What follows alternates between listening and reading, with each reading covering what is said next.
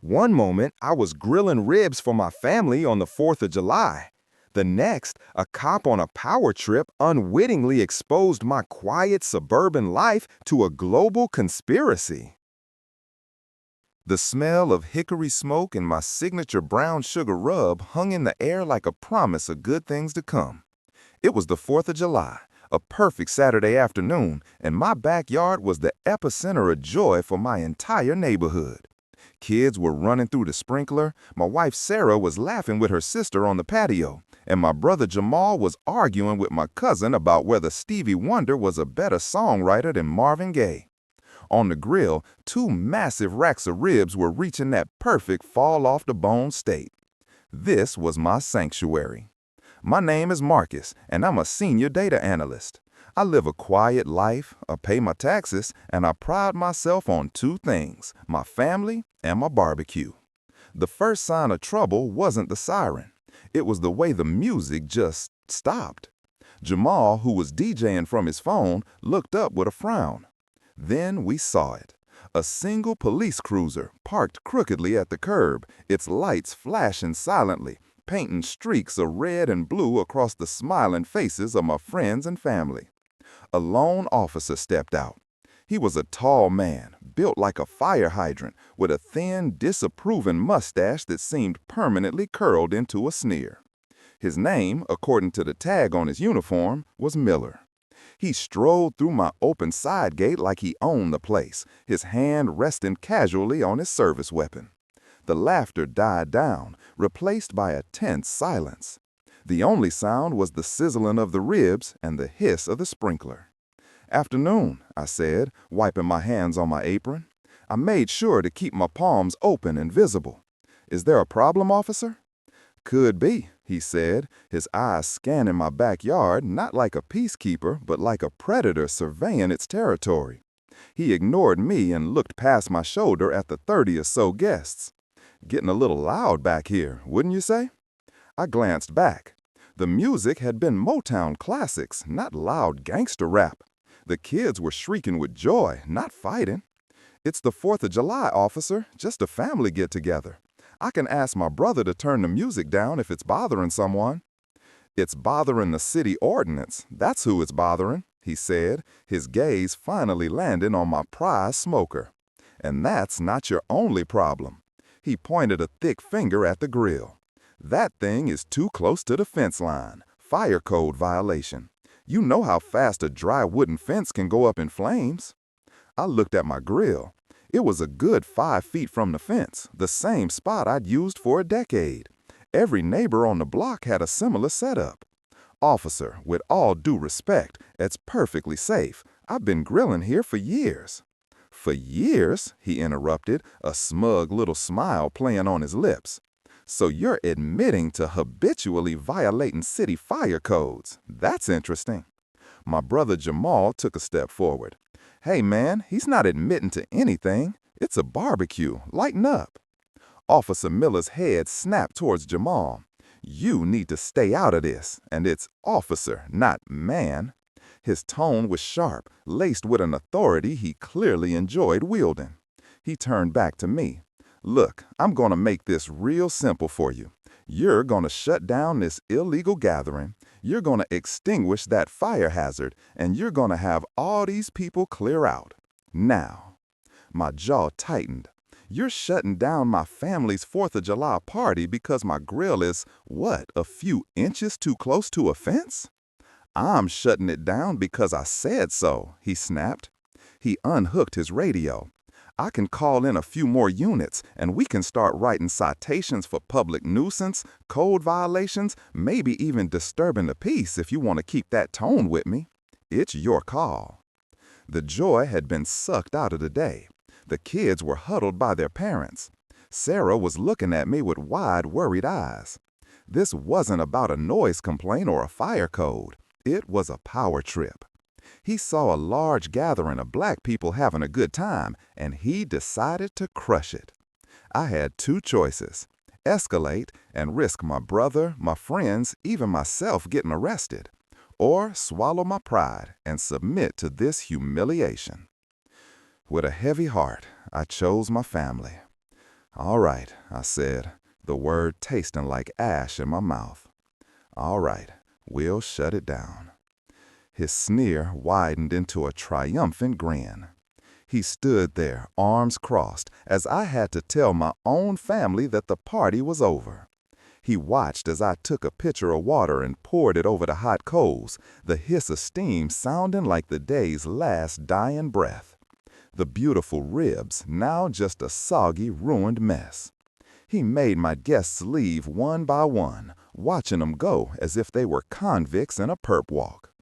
But he wasn't done. "I'm gonna need to see some ID," he said, pulling out a notepad, "just for my report. Everyone who's still on the property." There were only a few of us left. Me, Sarah, Jamal, and my quiet Uncle Rob, who was visiting from out of state.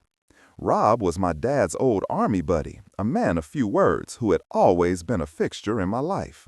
He was in his late 60s, sitting calmly in a lawn chair, sipping his lemonade, as if none of this was happening.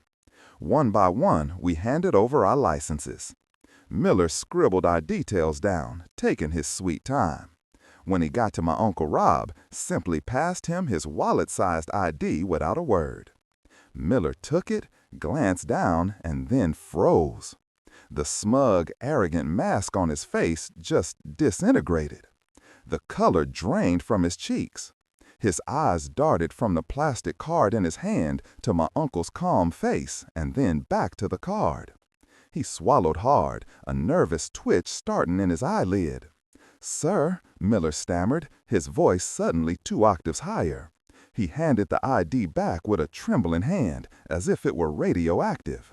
He cleared his throat, his posture changing from a dominant stance to that of a chastised schoolboy. He then looked from my uncle to me, his eyes wide with a dawning panicked horror. "Wait a second," he whispered, his professional demeanor completely gone. You're with him?" He fumbled for his radio, his fingers clumsy. "Dispatch, I need my supervisor out here, now. Code 3. The term Code 3 means lights and sirens. It's for emergencies, a heart attack, a robbery in progress, an officer down. Not for a mistaken ID at a ruined barbecue. In the surreal silence that followed his panicked call, Officer Miller seemed to shrink before our eyes. The swagger was gone, replaced by a pasty, clammy fear. He kept glancing at my Uncle Rob, who hadn't moved a muscle. Rob just sat there, holding his lemonade, his expression a perfect mask of neutrality. It was somehow more intimidating than any threat would have been. Miller looked like a man who had just accidentally kicked a sleeping grizzly bear. Within 90 seconds, we heard the approaching wail of another siren. A second cruiser screeched to a halt behind Miller's. A stocky, gray-haired sergeant got out, his movements brisk and annoyed. He looked at our quiet little group, at the extinguished smoker, and then at his pale, sweating subordinate. "Miller, what the hell is your emergency?" he barked, his voice carrying across the lawn.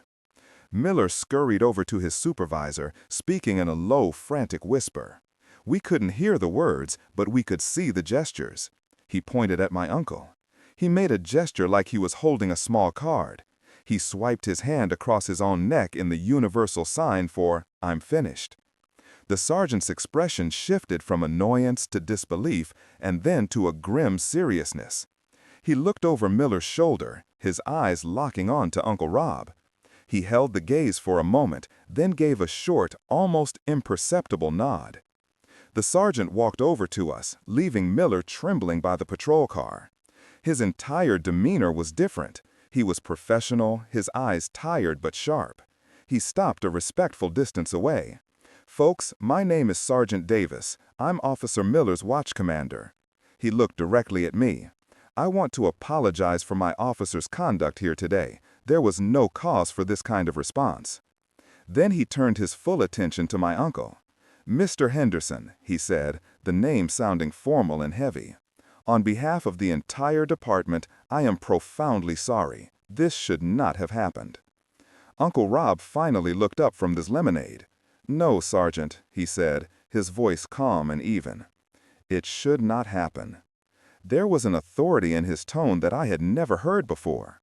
This wasn't the quiet Uncle Rob who taught me how to fish and always brought weird souvenirs from his consulting trips.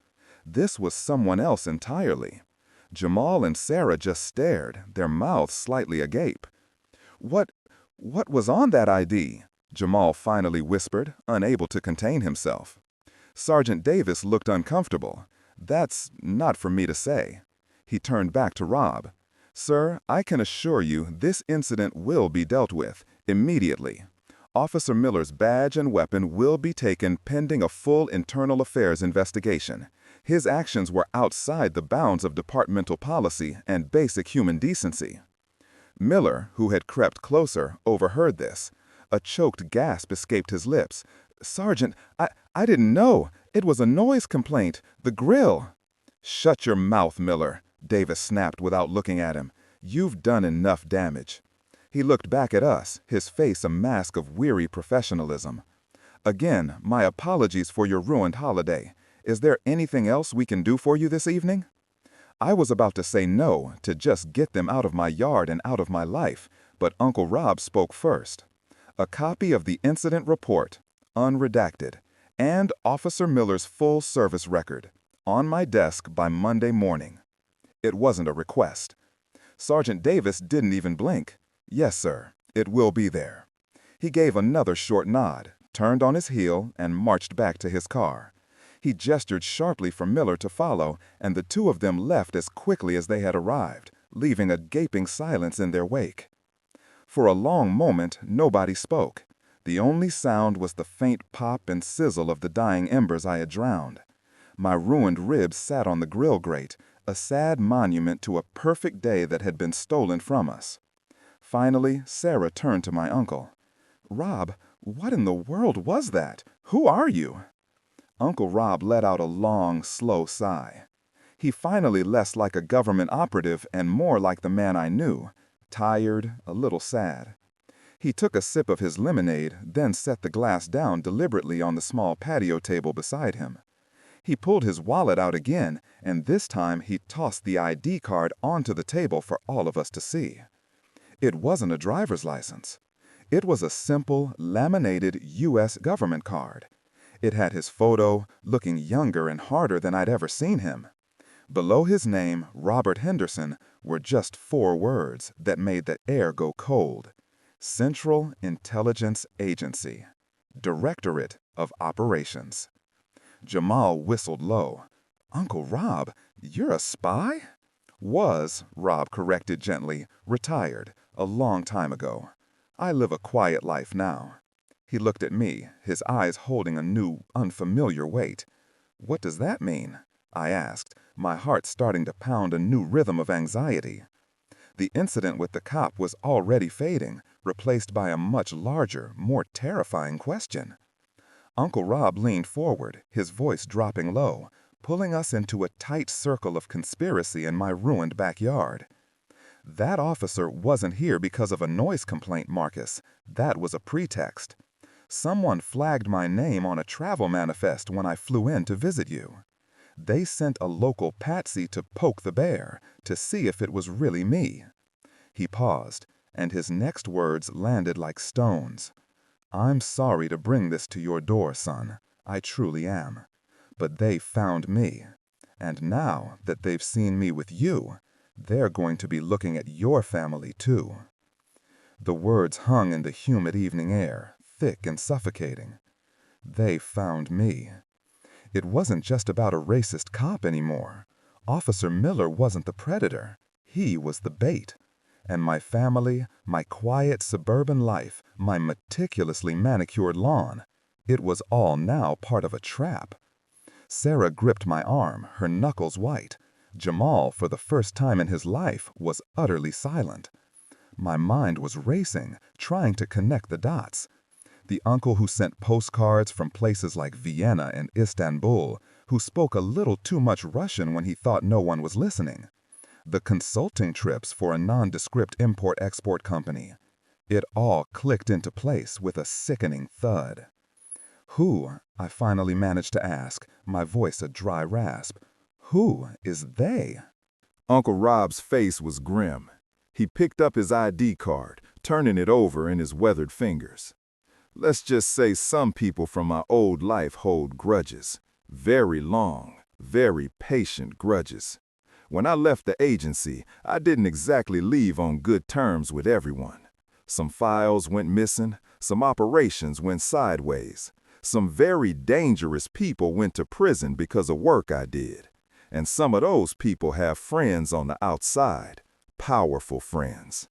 He stood up and walked over to the side gate, peering out into the now empty street. The sun was setting, casting long, menacing shadows across the neighborhood. Miller was a test, a low-risk probe.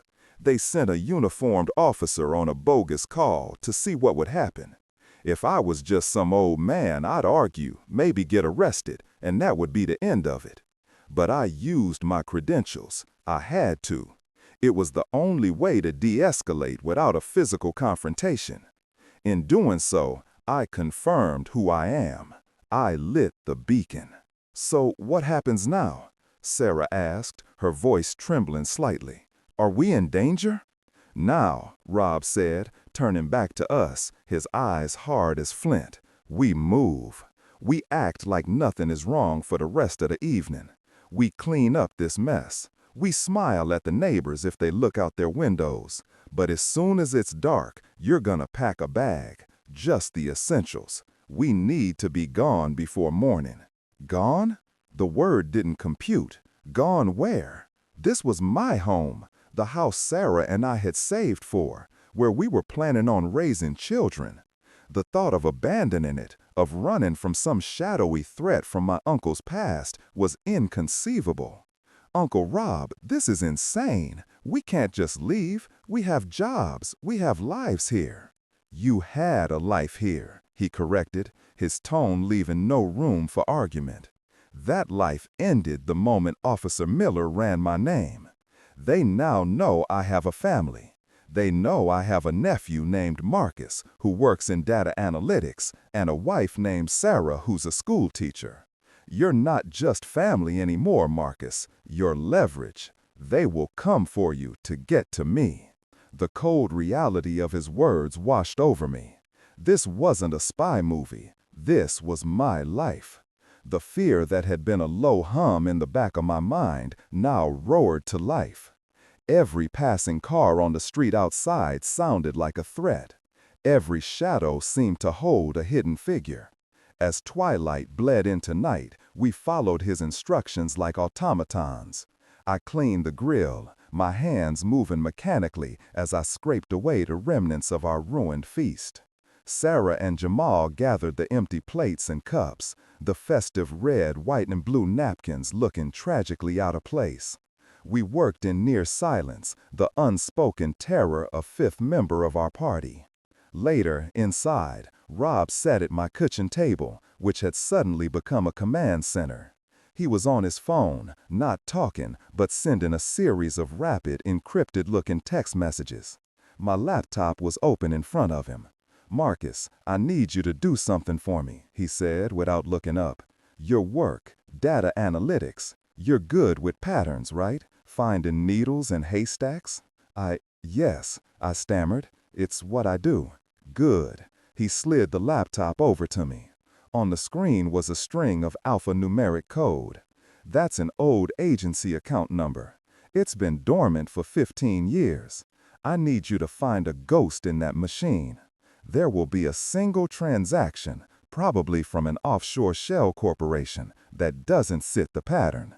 It'll be small, almost unnoticeable, a deposit, not a withdrawal. It's a signal. I need to know who sent it. For the next hour, I worked. My fear was channeled into focus. This was my world. Numbers, code, patterns. I dove into the labyrinthine records of the ghost account, my fingers flying across the keyboard. And then I found it. A single deposit of $18.79 made 3 days ago. It was routed through a Cayman Islands holding company, but the digital signature originated from a server cluster in Langley, Virginia, home of the CIA. The signal came from inside the agency, I said, my blood running cold. Someone on the inside is helping them. Uncle Rob looked at the screen, a flicker of something, not surprise, but a dark confirmation in his eyes. I was afraid of that. That means we have nowhere to run where they can't find us. He stood up and walked to the window, peering through the blinds at the darkened street. Suddenly, my phone buzzed on the counter. It was a notification from my home security system, a motion alert from the front door camera. My heart leapt into my throat. I opened the app, my thumb shaking. The live feed showed a man in a delivery uniform standing on my porch. He was holding a single long-stemmed white rose. He wasn't ringing the bell or knocking. He just stood there, staring directly at the camera. Then, slowly, he reached up and placed the rose on my doormat. He gave the camera a small, chilling smile, turned, and walked away into the darkness. "Uncle Rob," I said, my voice barely a whisper, "you need to see this." He came over and looked at my phone screen. He watched the short video clip, the rose, the smile. A deep, guttural sound, something between a curse and a groan, escaped his lips. He stumbled back a step, his face ashen, looking truly terrified for the first time. "What is it?" Sarah asked, rushing to his side. Uncle Rob didn't answer her. He looked at me, his eyes wide with a horror I had never seen before. "It's not my past they're after, Marcus," he choked out. "It's yours." He pointed a trembling finger at the phone. "That symbol, the white rose, it's the calling card of a man I put away 20 years ago, a contract killer known as the Gardener. He never went after the agents themselves, he went after their families. He targets the people they love, and he always leaves a single white rose as a warning before he strikes. He was supposed to be dead. I saw the report myself. A dead man's calling card on my doorstep. A killer who targets families. My blood turned to ice. This was a nightmare spiraling out of control, pulling my ordinary life into its vortex. The Gardener. The name itself sounded like a cruel joke. My uncle, the retired spy, looked genuinely shaken, which terrified me more than anything. He had faced down enemies of the state, but this ghost from his past, a man he thought long buried, had rattled him to the core. "What do we do?" I asked, my voice tight with panic. "Call the police? The FBI?" Rob shook his head, his composure slowly returning, replaced by a cold, hard resolve. "No, we can't. The signal came from inside the agency. We don't know who's compromised. Calling them would be like sending out a dinner invitation. We're on our own." He looked from me to Sarah, his gaze intense. "This changes the plan. Running is no longer an option. He's already here. He knows this house. Running would just make us easier targets, exposed and on the move. We have to end this, tonight." "End this?" Jamal scoffed, his bravado a thin veil over his fear. "How? We're not spies. Marcus analyzes spreadsheets and I sell real estate." "You're not," Rob said, his eyes locking onto mine. "But you are a data analyst, and the Gardener, for all his theatrics, is a creature of habit. He has a pattern. We just need to find it, and fast." He grabbed his car keys from the counter. "Jamal, you're with me. Sarah, lock every door and window. Stay away from him. Stay in the center of the house. Don't answer the phone. Don't answer the door. Marcus, you're gonna do what you do best. You're gonna find him for me." Before I could object, he and Jamal were gone, the front door clicking shut behind them, the deadbolt echoing like a gunshot in the silent house. Sarah and I were left alone, the quiet of our home now feeling menacing, each creak of the floorboards a potential footstep. "What am I even looking for?" I yelled at the empty space where my uncle had been. I felt helpless, a civilian thrust into a war I didn't understand. I went back to the laptop, my mind a chaotic storm. Patterns. He needed patterns. I didn't have access to CIA databases or secret files. I had Google. I started typing. The gardener, contract killer, white rose. For what felt like an eternity, I found nothing but articles about horticulture.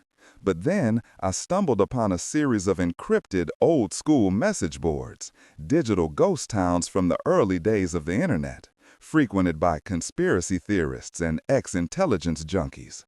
Digging through years of archived posts, I found whispers, legends of a ghost assassin, no name, just the moniker, and a pattern. The chatter spoke of a series of unsolved accidents involving the families of Russian defectors, German politicians, and British agents throughout the late 90s. In every case, the target was a non-combatant, a wife, a son, a brother. And in every local police report, a witness mentioned seeing a man delivering a single white flower shortly before the incident. The pieces started to click. These weren't random attacks. They were personal. They were messages. The gardener didn't just kill. He dismantled lives. He took away what his primary target valued most. The target wasn't me. It was Rob. But I was the weapon he would use against him. Then I saw it. A single post from an anonymous user, dated years ago.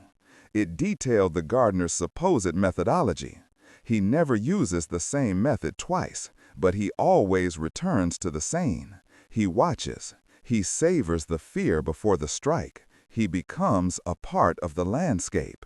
Becomes a part of the landscape? What did that mean? I frantically pulled up the live feed from my security cameras. The front door, the driveway, the backyard. Nothing. Just empty moonlit suburbia. I scanned the footage from earlier in the evening, watching the fake delivery man again. He walked off down the street, disappearing from view. But where did he go? I checked the camera on the corner of our street. There. He didn't get into a car. He turned and walked towards the community park at the end of our block. The park. It was directly behind our house, separated only by a thin patch of woods. It had a clear line of sight to my back patio. He was watching. I grabbed my phone and called my uncle. "He's in the park," I said, my voice a harsh whisper. "Behind the house. He's in the park." Rob's voice was calm, but I could hear the engine of his car revving in the background. The line went dead. Minutes stretched into an eternity. Sarah and I huddled in the kitchen, away from the windows that now felt like giant exposed eyes. Then we heard it. Not a bang, but a soft thud from the back of the house, followed by the sound of shattering glass. The back patio door. He was inside. My blood ran cold. My protective instincts surged past my fear. I grabbed the heaviest thing I could find, a cast iron skillet from the stove, and pushed Sarah behind me. We backed away from the kitchen entryway, towards the front of the house. A figure emerged from the darkness of the dining room. It wasn't a hulking monster, but a disarmingly average-looking man, the same one from the camera feed. He held a silenced pistol, and his eyes were chillingly devoid of any emotion. "Your uncle should not have left you," he said, his voice a soft, cultured whisper. It was the last thing I expected to hear. He took a step forward. "This is not personal. It's just business." Suddenly, the front door burst open. Jamal stood there, his eyes wide. Behind him, Uncle Rob stepped through, a weapon in his hand that was far more professional than my skillet. The gardener spun around, surprised. He hadn't expected them to come back through the front. It was a classic misdirection. "It's over, Dimitri," Rob said, his voice like granite. "I should have made sure you were dead myself." The killer, Dimitri, smiled. A genuine, almost pleasant smile. "You always were too trusting, Robert. Your sentimentality was your weakness. You cared about your assets. You care about this family. That is why you will always lose." In a flash, Dimitri raised his weapon, not at Rob, but at me. But Rob was faster. 2 sharp cracks echoed in the house, deafeningly loud. Dimitri stumbled back, 2 red spots blossoming on his chest. His eyes registered a final, quiet surprise before he crumpled to the floor. Silence. The smell of corditite filled my home. Jamal helped a sobbing Sarah, while I stood frozen, the heavy skillet still in my hand.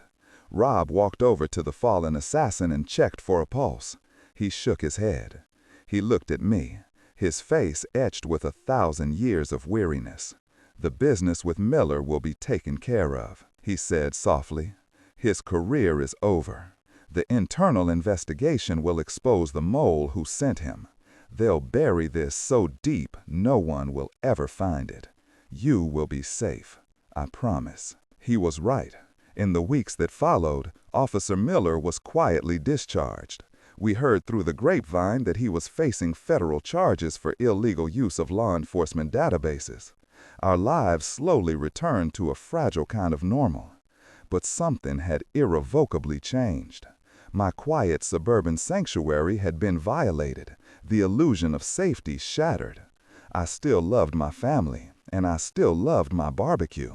But now, whenever I lit the smoker and watched the hickory smoke curl into the sky, I found myself scanning the trees in the park behind me, forever watching the landscape, knowing that the real world was far bigger and far more dangerous than I had ever imagined.